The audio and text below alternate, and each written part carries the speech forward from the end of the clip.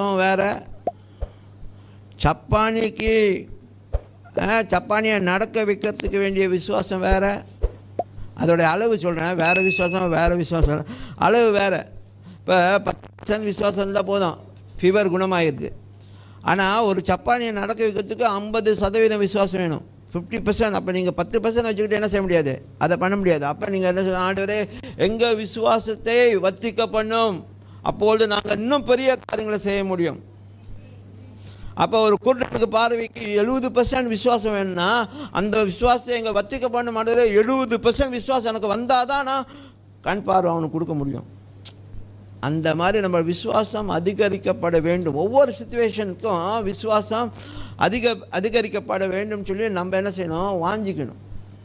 அங்கே போய் கேட்கல, இப்போ தாங்க ஆண்டவரே இப்போ 70% வந்துருச்சா, வெற்றி மாதிரி சார்ஜ் ஆச்சா, ஓகே 70 வந்துருச்சு, ஓகே இப்போ நான்